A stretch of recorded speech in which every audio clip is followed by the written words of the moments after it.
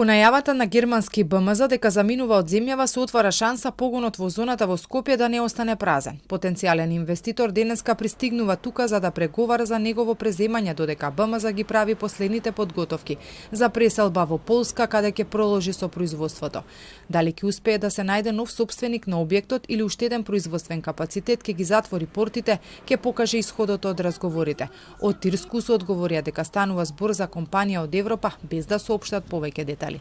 Согласно позитивните законски прописи во државата и договорот за закуп, постојат утврдени одредби кои го регулираат делот со објектот.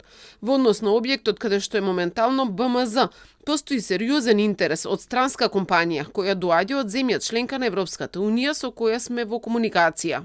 Од БМЗ пак компанијата која произведува батериски системи соопштија дека до крајот на годинава ќе заминат. Одлуката, за која веќе се известени околу 100 работници кои се дел од компанијата, е донесена по направена сеопфатна анализа. За краток период ова е трета странска компанија која заминува од тука. Предходно и Адаптив соопштија дека и тие до крајот на годинава го гасат производството.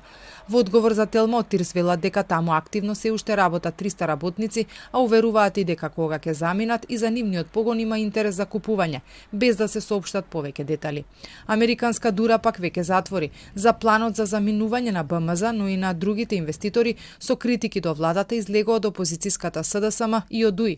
Обвинуваат дека инвеститорите заминуваат од земја за која владата тврди дека е економски прва во Европа, а се бара и точна бројка на затворени работни позиции по заминувањето, а и дали ќе има и други кои ќе се повлечат од тука.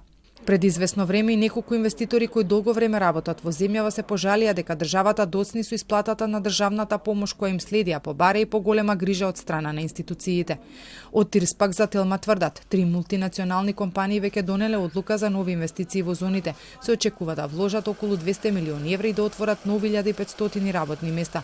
Неколку пати најавија и дека се работи на нова стратегија за привлекување инвестиции од странство, но нема информации до каде е таа. Па по ваквите најави останува да се види дали ќе се успее да се пополнат местата кои ќе останат празни во индустриската зона во Скопје.